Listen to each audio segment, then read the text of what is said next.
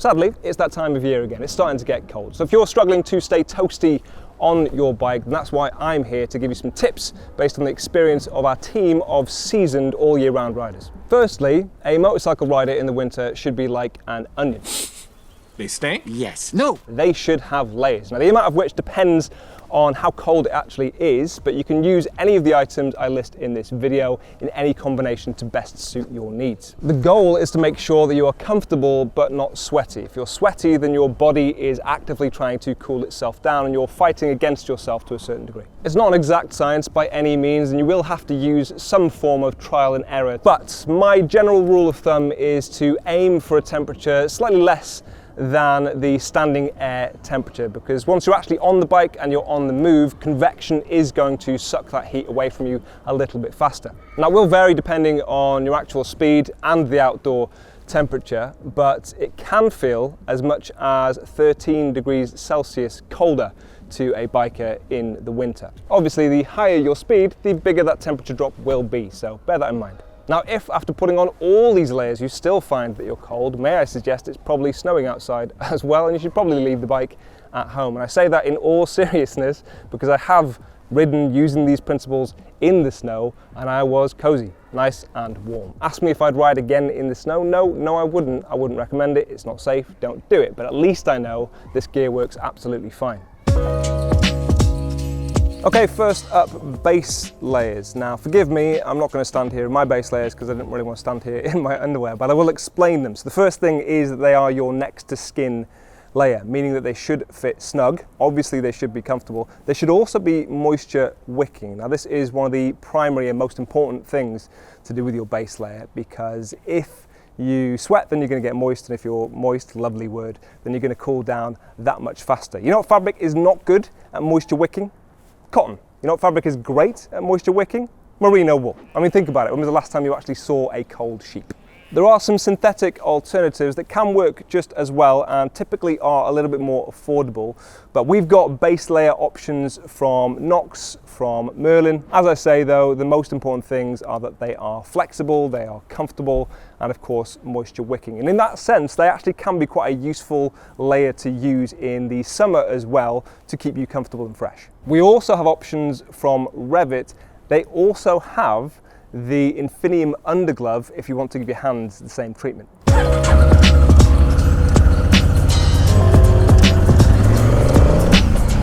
Make sure you're storing your clothes in a warm place. If you stick your motorcycle gear in the garage and it gets cold overnight, then your body is going to have to use a lot more energy to warm it up in the first place.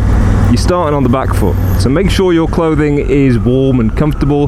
Top tip from one of my colleagues, Lawrence, is to use a hairdryer just to warm it up before you get riding. Obviously be careful not to melt anything. It's kind of the same principle as sticking your PJs on the radiator to warm them up when you're a kid. And you know how good that feels, so try it. If you like it, you can thank Lawrence.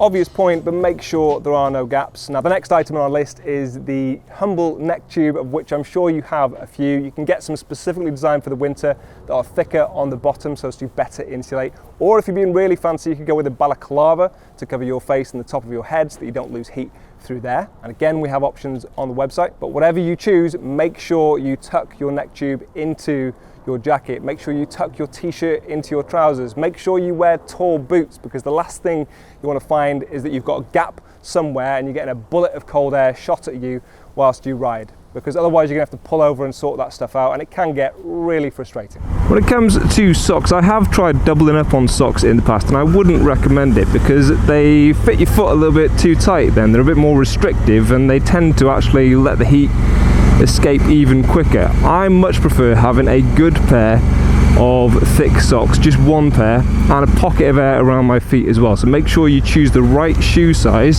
so that the shoes aren't too tight either, because again, that will make the heat escape your feet even quicker.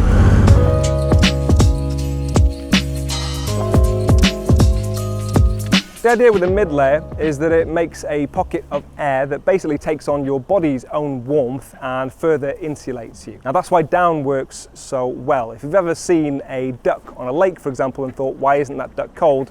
That's basically down at work in the real world. So if you want a down option, you can go for the Merlin Uri that I am wearing here, or we have synthetic options like the Revit Solar 3 that uses PrimaLoft silver to replicate the same thermal qualities of down. We also have a wool option in the form of the Pike Brothers 1923 Merino turtleneck if you prefer. The only thing that's important though is that your mid layer basically fills that gap between your base layer and your outer layer.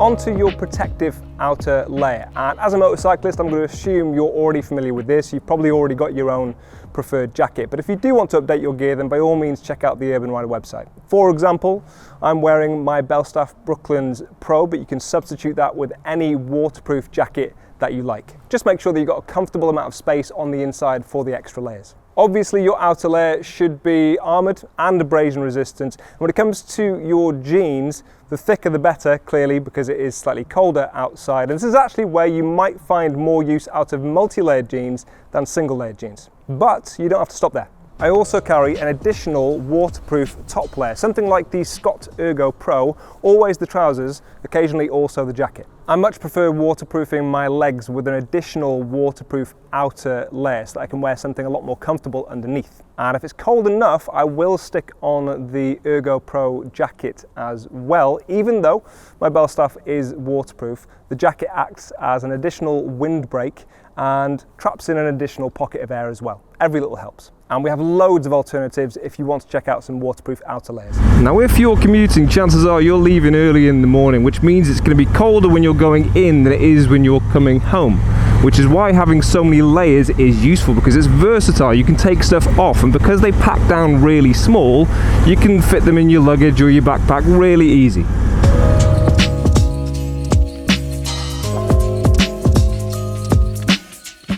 Lastly, let's talk hands. Now we've got fantastic winter glove options, and I'm not talking down on any of them, but for ultimate hand comfort, you cannot beat a good pair of heated gloves. That's personally what I use in the winter. I have also been known to use heated grips as well as heated gloves so as to heat my palm and the back of my hand. Yeah, I know, I'm just that fancy. The reason I prefer heated gloves over a thicker pair of winter gloves is that there comes a point, and I ride all year round, so I don't get to choose my seasons, when the size of the glove just takes away the feel at the bars. So I like to go for heated gloves because they typically are a little bit thinner, they can afford to be, but your hands stay just as warm. And I absolutely don't want to compromise on the comfort of my hands, or more importantly, the safety of being able to move my hands quickly. For gloves, we have options from the likes of Revit or Merlin, or we have a host of new options from the Dutch company Machner,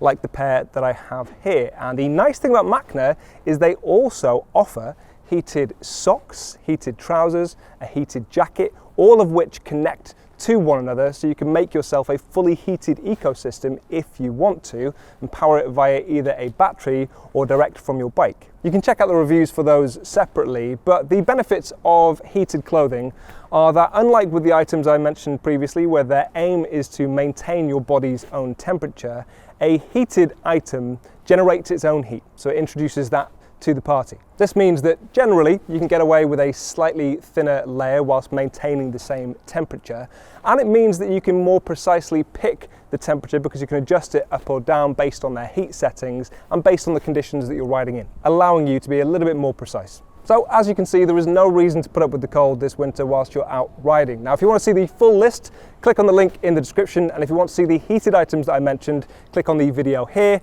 and I'll see you soon.